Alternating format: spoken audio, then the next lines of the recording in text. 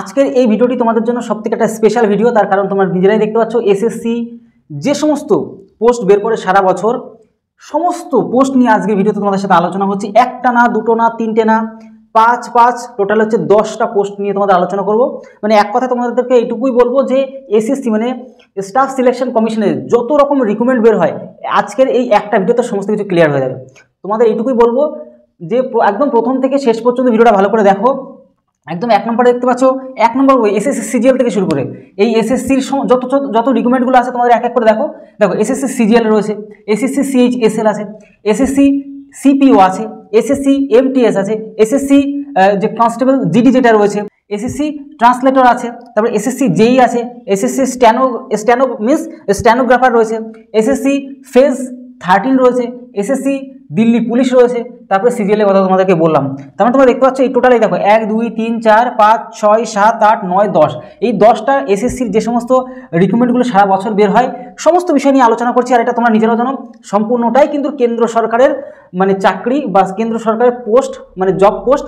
এখানে কিন্তু আগের থেকে সমস্ত কিছু বলে দেওয়া থাকে যে কখন তোমার এক্সাম হবে, কখন যে সমস্ত রিক্রুটমেন্টগুলো বের হবে সমস্ত কিছু আগের থেকে বলে দেওয়া হয়। এমন যে রাজ্য সরকারের যেরকম কোনো খোঁজ থাকে না, 2-3 বছর হয়ে যাচ্ছে, 3 বছর হচ্ছে কোন মানে যে এক্সামটা হয়ে যাচ্ছে সেই এক্সামটা যে কবে রেজাল্ট বের হবে বা কবে পরীক্ষা হবে, কবে রিক্রুটমেন্ট হবে কিচ্ছু বলা থাকে না রাজ্য সরকারের। কিন্তু কেন্দ্র সরকারের এই বিশেষ করে এসএসসির যে সমস্ত রিক্রুটমেন্টগুলি বের হয় না কেন এখানে সমস্ত কিছু আগের থেকে সেট আপ থাকে। মানে কি রিক্রুটমেন্ট কবে বের হবে আগের থেকে বলে দেবে, এক্সাম কবে হবে আগের থেকে বলে দেওয়া থাকবে, তোমার এক্সামের যে পরীক্ষা দিয়ে আসার পরে তোমার কবে রেজাল্ট বের হবে সেদিনটাও বলে দেওয়া থাকবে, কবে ফাইনাল সিলেকশন হবে সমস্ত কিছু আগের থেকে ক্যালেন্ডার করা থাকে।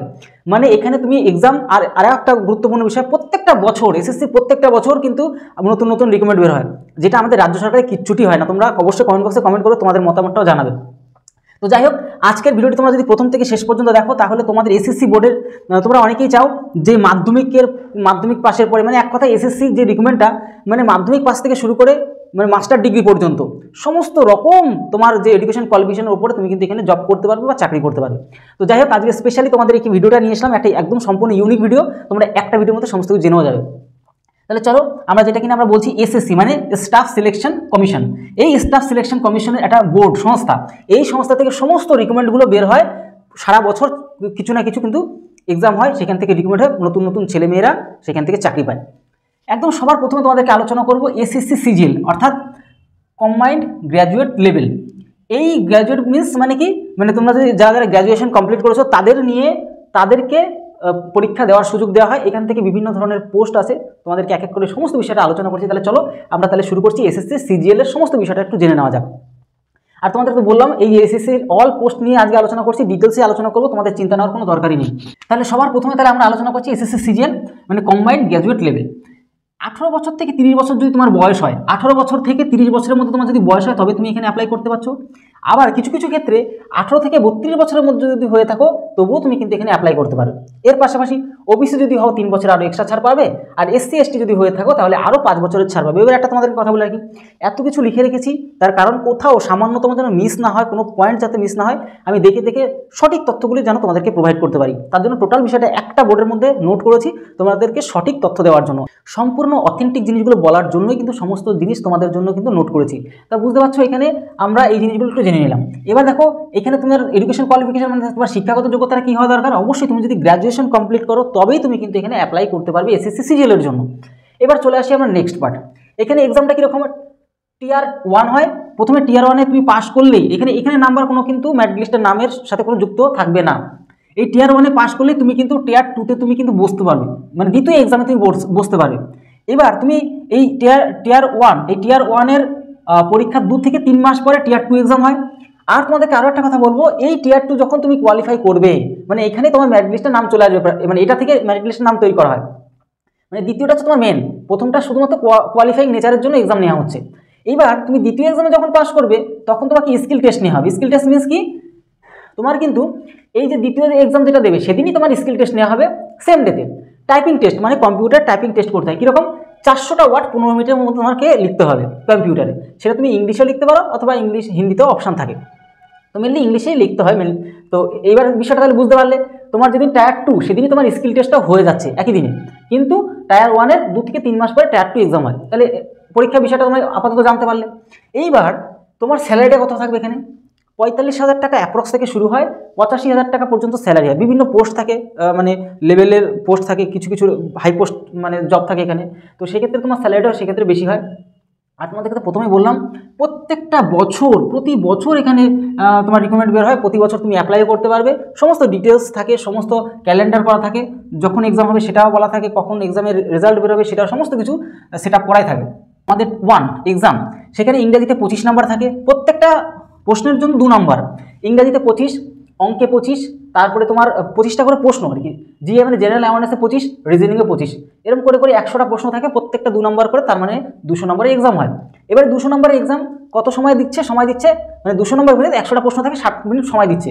নেগেটিভ থাকছে 0.5, মানে একটা ভুলের জন্য 0.5 মানে 1/2, ঠিক আছে, মানে 1/2 মানে হাফ নাম্বার করে কাটা পড়বে। এবার দেখো এই ভিডিওতে একটু সময় লাগবে, তার কারণ হচ্ছে টোটাল বিষয়টা তোমরা তো একটা ভিডিও থেকে জেনে নিতে পারছো, এই একটা প্লাস পয়েন্ট তোমাদের এখানে সেখানে ঘোরাঘুরি করতে হবে না, একটা ভিডিও থেকে সমস্ত নলেজ তোমার হয়ে যাবে।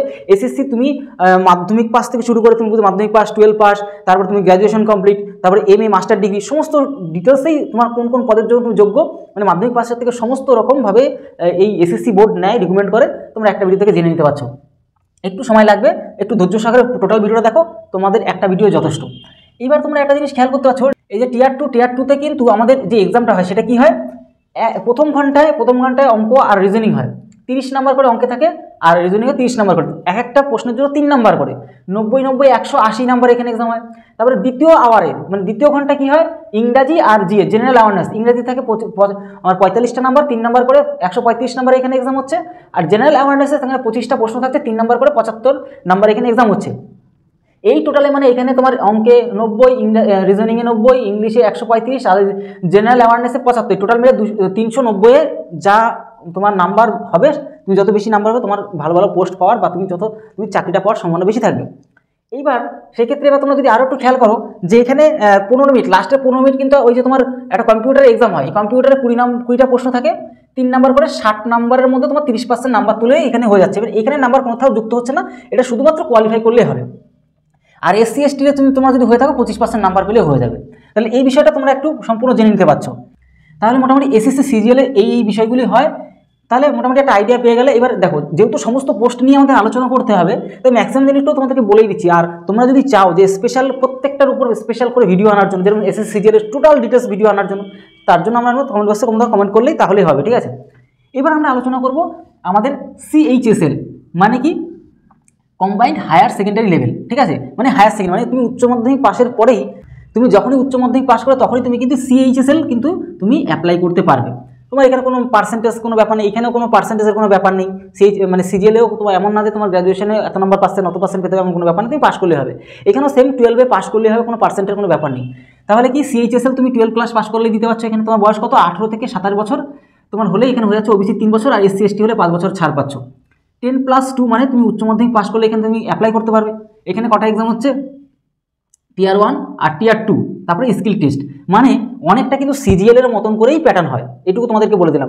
মানে এক কথা সিজিএলের সম্পূর্ণ প্যাটার্নটা মেনে চলে এসএসসি সিজিএলের যত রিকমেন্ড হোক না কেন, কিছু পরিবর্তন হয় সেগুলো তোমাদেরকে বলেও দিচ্ছি, তাহলে বুঝতে পারলে। এবার এই যে টিয়ার 1-এর যে এক্সামটা, সেটা সম্পূর্ণ যা বললাম সিজিএলে, মানে ইংরাজিতে 25 নাম্বার, 2 করে প্রত্যেকটা নাম্বার, ম্যাথে 25টা প্রশ্ন থাকবে, জিএ জেনারেল অ্যাওয়ারনেসে 25টা প্রশ্ন থাকবে, রিজনিংয়ে 25টা প্রশ্ন, প্রত্যেকটা 2 করে টোটাল হচ্ছে 200 নম্বরে তোমার 1 ঘন্টা এক্সাম হবে এখানে, ঠিক আছে। সেম টু সেমই বললাম, এই টিয়ার 1-এ আমাদের যে সিএইচএসএল এক্সাম সেম হবে। এবার টিয়ার 2-তে সামান্য একটু পরিবর্তন হয়। সেক্ষেত্রে কী হবে, এই যে তোমরা দেখতে পাচ্ছ এই অঙ্কে 30ই থাকবে, 30টা প্রশ্ন থাকবে, রিজনিংও 30টা প্রশ্ন থাকবে, প্রত্যেকটা 3 নাম্বার করে, 90 থাকছে এখানে। কিন্তু ইংরাজিতে একটু পরিবর্তন হয়, ইংরাজিতে তোমার 40টা প্রশ্ন থাকবে, এখানে 45টা প্রশ্ন ছিল, এখানে 40টা প্রশ্ন। আর যে জেনারেল অ্যাওয়ারনেসে এখানে ছিল 25টা প্রশ্ন, 5 নম্বর করে 5টা প্রশ্ন কমে গেছে, এখানে 20টা প্রশ্ন 3 নাম্বার করে। আর এখানে কম্পিউটারে ছিল 20টা প্রশ্ন ছিল, এখানে 15টা প্রশ্ন হয়েছে। এই হচ্ছে পরিবর্তন থাকবে, মানে 5 5 5 5 3 5 15টা নম্বর এখানে কমে গেছে, আর কিছুই না। তাহলে এখান থেকে 15 নাম্বার কমে যাবে টোটাল 15 নাম্বার 15-20 নাম্বার কমে যাবে এখান থেকে, আর কিছুই এখানে পরিবর্তন হবে না। টোটাল হচ্ছে 360-এর এক্সাম হবে। বুঝতে পারো, এক কথা তুমি ধরে চলো যে এইখানের মেন্স, এই সিজিএলের মেন্স যা হবে, এই সিএইচএসএল এর মেন্স সেমই হয়, সামান্য 5 নাম্বার করে কম হবে, আর কিছুই না। ইংরেজিতে 40, ওইখানে ছিল 45, এখানে 40টা প্রশ্ন থাকবে 3 নাম্বার করে, জেনারেল অ্যাওয়ারনেসে 20টা প্রশ্ন থাকবে 3 নাম্বার, আর কম্পিউটার শুধুমাত্র পাশের ক্ষেত্রে, আর কোনো কেস নেই এখানে, ঠিক আছে।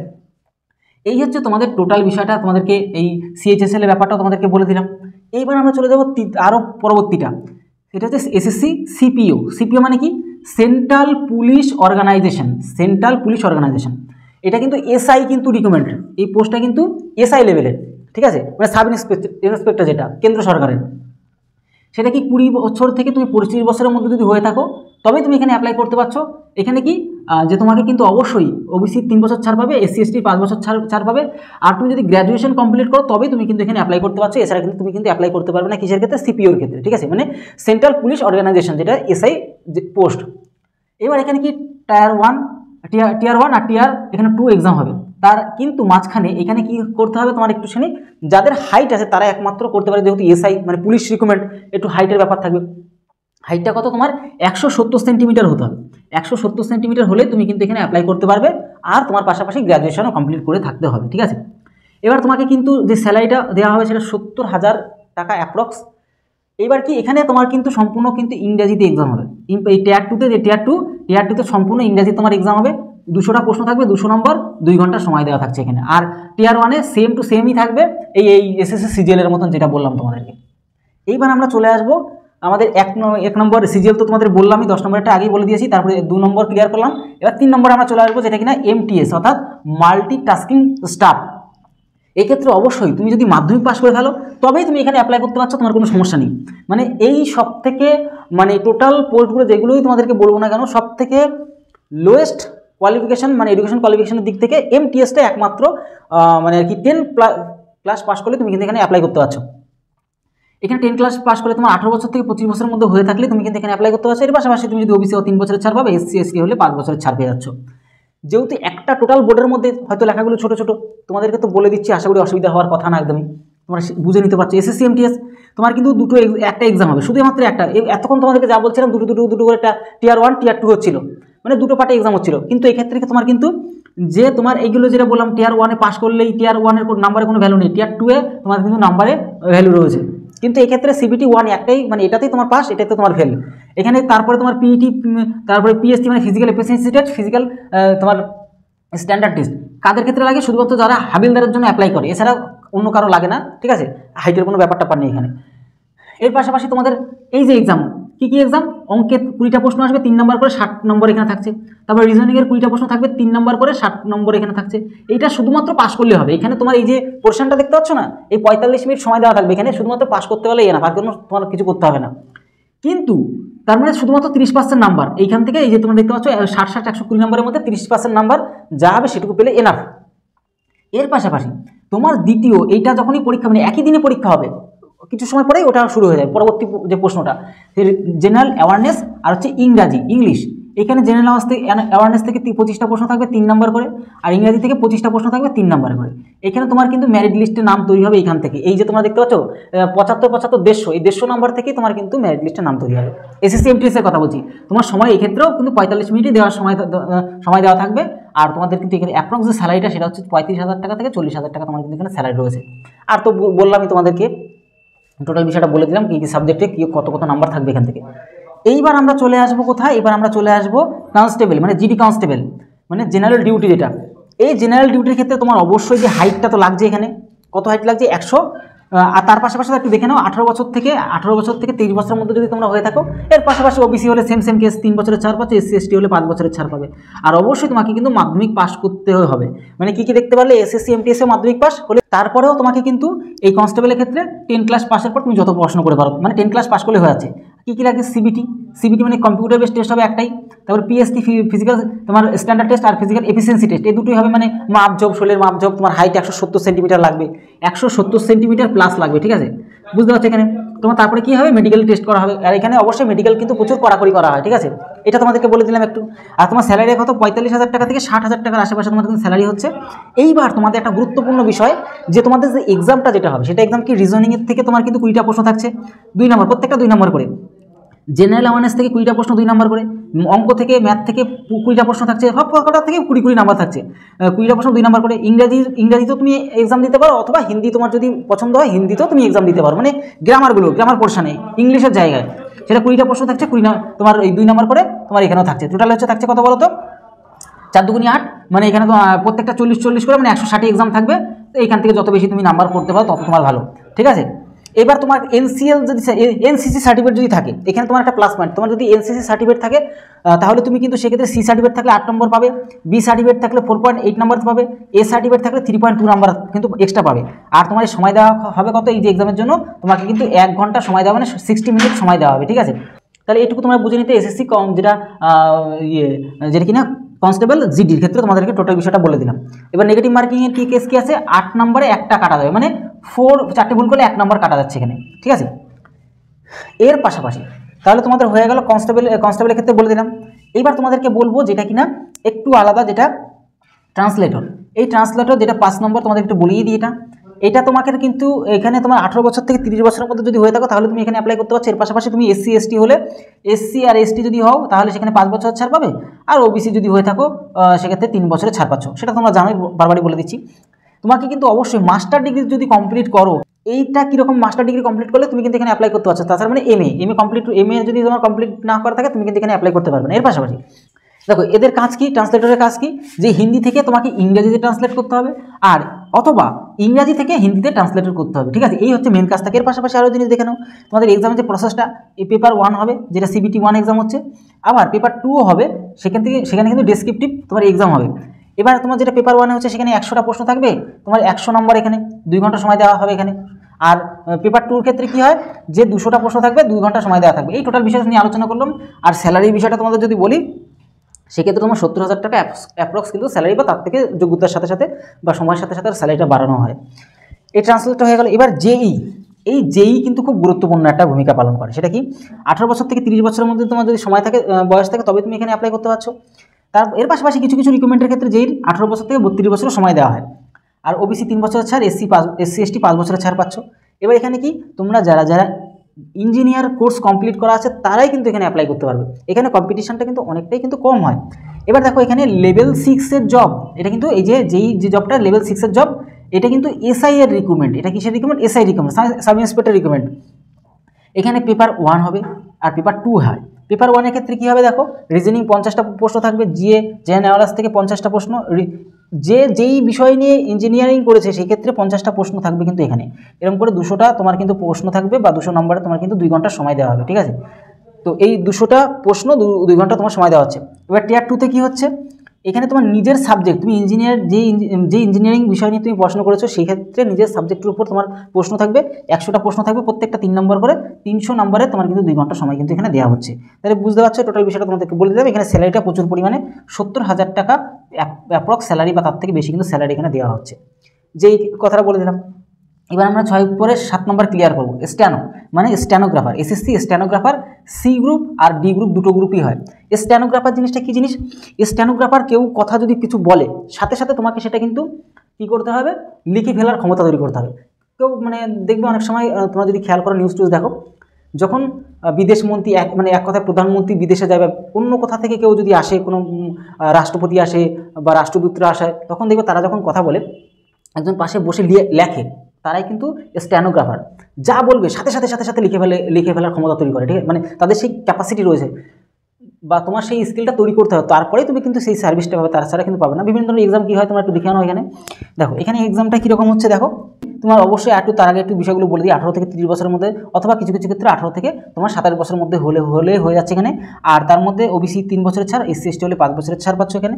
12 ক্লাস পাস করলে তোমার কিন্তু এখানে অ্যাপ্লাই করতে পারবে। এর পাশাপাশি যে সিবিটি, কম্পিউটার বেসড টেস্ট, যেটা তারপরে হবে তোমার এক্সাম, যেটা কিনা স্কিল টেস্ট হবে। তোমাদের তো বললাম স্কিল, আর লাস্টে ডিবি হবে, ডকুমেন্টস ভেরিফিকেশনের টেস্ট হবে।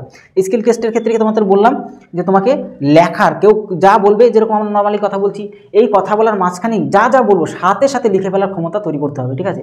তো এই স্টেনোগ্রাফার সেরকম ট্রেনিং প্র্যাকটিস করতে হয়, বা সেরকম লেখা দক্ষতা তৈরি করতে হয় এখানে। তবু তাই এক্সাম যেটা হচ্ছে সিবিটি, সেক্ষেত্রে 50টা তোমার রিজনিংয়ের প্রশ্ন থাকবে, 50 না প্রত্যেকটা 1 নম্বর করেই।